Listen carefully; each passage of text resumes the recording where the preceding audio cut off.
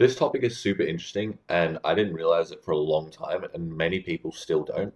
And if you properly understand this one concept, I guarantee your social skills will improve dramatically and your impressions will just skyrocket. So let's get right into it. Basically, it's really not about what you say, it's about how you say it. So there's this rule of communication which says that only 7% of what you say actually has to do with the words you say specifically, and the other 93% of how people react to your communication has got to do with your voice tone and your body language. And it's basically the whole reason why, you can have some pickup artists on YouTube, for example, cycle pickup lines with great results, and then you try the exact same thing, you'll get weird looks. It's or why someone will say the same joke as you, and this time everyone laughs, but no one found it funny when you said it, is because it's not about the words, it's about the other 93%. And the chances are that if you get these bad reactions, which I'm assuming you would if you clicked on the video, that you're communicating some sort of negative thing, whether that's inferiority, awkwardness, low testosterone, neediness, etc. Whereas if somebody with the successful response will be signaling confidence, playfulness, abundance, and low investment, right? So this is how to fix it. Firstly, you want to find your natural voice tone, which is huge. So an exercise for this is just relax your throat and let air come through. So just go like, ah, and then when it gets to the bottom, that's the bottom of your natural pitch. And of course, you don't want to be speaking like, oh yeah, blah, blah, blah, yeah, this is my natural voice. But you want to be speaking in a way where you're just relaxing and just letting the air come through, rather than what something which I used to do, which is I'd speak maybe like up here, and you can tell like not only is it higher pitch, but you can see it sounds it sounds different. It sounds more nasally. Whereas when I speak normally, you can hear it like I can literally feel like the bottom of my throat vibrating. Like it sounds much less nasally, if that makes sense. Um, Secondly, is to not end with an upswing. So what that means is ending the sentence like you're asking a question. So, for example, I'll start talking like this, and I'll say that in the video, I'm going to talk about the best way to communicate and why that's important. You know what I mean? Like they just go up at the end of the sentence every single time. You just go up and end of the sentence, and you just tick up at the end of every sentence, right? It makes sense. The pitch just swings up. It just seems like it seems weird and unconfident, and people do that a lot. Next is to speak loud, and that's louder than you actually think you need to. Obviously, with all of these, same with the voice pitch, you're not like shouting at people, like you're not taking it to an extreme, but you definitely want to be louder than most people are talking. You don't want to be, oh yeah, yeah, how's it going? Pleasure to meet you. You know what I mean? Like if you just combine all of these things, it's terrible. But if you combine all of these things the opposite way, it's great, right? And similarly, again, slowing down, you want to pace yourself. You don't want to be speaking at a million miles per minute all the time. And obviously, for all of these, you don't want to sound like a robot. So you don't want to keep any of these fixed all the time and just always speak like this every single time and don't change any of them because then you start to come off as crazy. But these should these should be a good tool to reset your values. So to remember that this is how you should normally be speaking. But of course, if you want to make a point, you might be speaking louder or faster or slower or quieter or higher pitch or lower pitch, right? Like it depends on what you're expressing, but you should remember where the baseline value is and what you should revert back to when you're not making the point, if that makes sense. And if you can, like any one of these by themselves won't really make an impact, but if you can tick all four of these, you'll be way, way better. You'll be in the top whatever percent, right? Also specific to voice tone, because this is more like how it sounds. Tone is more like, I guess, in my mind, tone is more like the emotion of what you're communicating. So, firstly, this is underrated. Just put less pressure on each interaction. Because if there's less pressure on the outcome, there's less pressure on people's opinions. And so there's less pressure on saying the perfect thing. Especially if you remember that it's only 7% is actually what you say. So don't worry too much about being the about saying the perfect thing. Just remember it's only 7%, and it's much better to just be grounded and communicate what you want non-verbally, right? Next is to lean into your intentions. So I'm quite jokey and sarcastic. So if I'm being sarcastic or I'm making a joke, I'll really lean into it. I'll make it exceptionally obvious that's what I'm doing. Um, and so the 38% outworks the 7%, and it will actually make the joke, not assist it. It will be the thing that drives the reaction. And a bonus to this is a lot of people will do what's socially acceptable. Like if you've ever found yourself, fake laughing when someone says a joke, so you like start to smile even if you don't find it funny. So the same thing happens for other people as well, which will cause their brain to start to find it funny and like you more. Basically, there's this whole thing where like if you smile, your brain will eventually release the chemicals that are associated with happiness, and they'll actually make you genuinely feel happy and make the smile real. And so the same thing is true for laughing.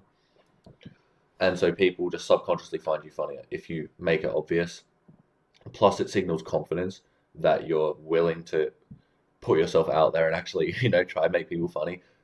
Try to make people funny. Try to make people laugh, rather than communicate a joke really awkwardly in the case that, oh, like if I say it and then no one laughs, then it's okay because I didn't it didn't seem obvious that I was trying to be funny, which is just stupid because that will actually make it not funny because it's communicated non-verbally, right?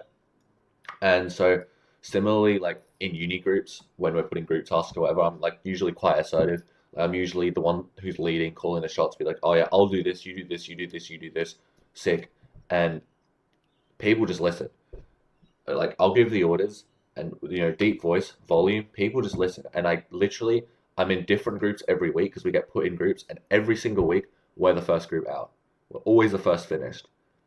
Now, clearly I'm the common denominator because every single week it's my group that are finished first, and we still do the work, and I'm still like it's not like we're just shithousing it. Like we're usually doing it really well and properly, but it's just because I'm very direct. Everyone listens, and I take control, and so the team just works well.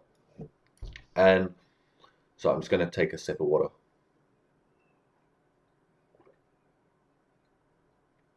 Mm. Okay, for body language, it's the same but different. So you want to exaggerate it more than you think. So if you're joking, you know, give someone like a proper like push when you're like rather than just nudging on them. Again, obviously within reason. Same with facial expressions. Again, if you're making a joke, make it obvious you're making the joke. If you're being direct and giving orders, make it obvious. If you give orders and you're smiling, it just seems a bit strange, right? And so related to body language, you got to talk about eye contact. I've received several compliments on my eye contact specifically. So people really do notice. And so the rules that I would say is for like other men slash like platonic, yeah, you want to be aiming about 60 to 80% of your eye contact, looking at them in the eyes, and about 20%, looking away, whatever. Any longer than that, and a bit, it starts to feel a bit strange. And then for women, I'm assuming you're a dude if you're watching this. For women, this is sort of the framework you want to follow. So if it's platonic, you want to look at the eyes and the forehead, and if it's more personal, you want to look at the eyes and the mouth, right? And just cycle through these 3 points. Straightforward. Um, moreover, moreover, body language, again, obviously open and closed posture, pretty obvious. I don't think like crossed arms is a big thing personally. I don't think it's that much of a big deal. But if you're like nervous, fidgeting, or you know, keeping your shoulders up, that's a different story. I think those are very clearly communicating of weird or strangeness or uncomfortability. So I'm just scrolling down because I'm remembering my face cam is like down here, so it's probably going to be easier to see this picture. I think that should be good. Um, yeah. Also, leaning into your intentions, it builds interest because it makes you seem more three-dimensional, confident, dominant, etc. Because you don't shy away from your personality, so people are like clear what you're doing. You seem like you actually have a personality. And also it polarizes people much quicker. And if you didn't see, I made a video on this last week. And basically, polarizing is the logic of forcing someone to make a decision with you. So rather than remaining as that guy who's all right, to be around. You'd make someone either decide, sorry, my voice is like gone. I've recorded 3 videos. You tell someone to either make the decision that, oh, I don't really like this guy, he's not my type, or wow, this guy's really great. I want to get to know him better.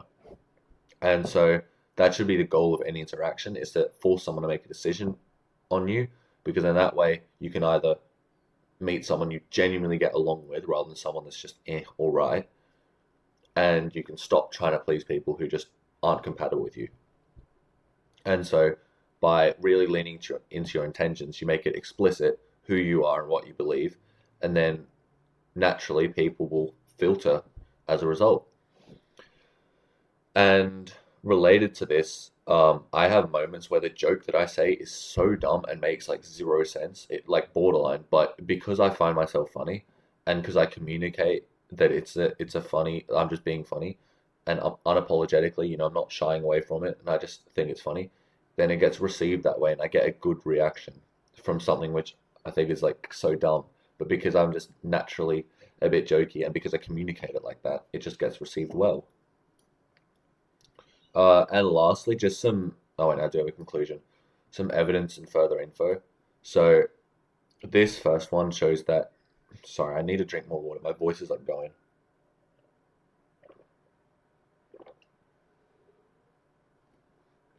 Hmm. All right, hopefully that will last for the next 5 minutes. So deep resonant vocalizations may function in attracting mate and or intimidating same-sex competition. They found that negative linear relationship between male fundamental frequency and female perceptions of attractiveness and male perceptions of dominance. So basically, the higher frequency your voice is, so the higher pitch it is, the less attractive and dominant you seem. As well, cortisol and testosterone negatively interacted in predicting frequency of voice. So again, higher testosterone gives you a deeper voice, and higher cortisol gives you a higher voice. Next, in this, it shows they gave this study where they basically put different like candidates, presidential candidates, fake candidates, just saying, I urge you to vote for me this November. And they used computers to change the pitch of the voice, and they found that both men and women select both male and female leaders with lower voices. So yeah, you're more likely to be perceived as a leader. And lastly, on eye contact, you can see studies relying on various implicit measures have reported more consistent results. Direct gaze increases affective arousal, and eye contact automatically evokes a positively valenced affective reaction. So eye contact gets good reactions, in summary. So in conclusion, say what you mean, but more importantly, mean what you say and show what you mean. The inevitable higher magnitude reactions you generate, like people will laugh more, respect you more, or even distance themselves more, will positively influence your self-esteem and confidence, which will then improve these things more. That will improve your ability to have these better reactions because you're more confident, because you communicate it better, which will then get better reactions, and so on and so on. It's a positive feedback loop. You just need to make the first step.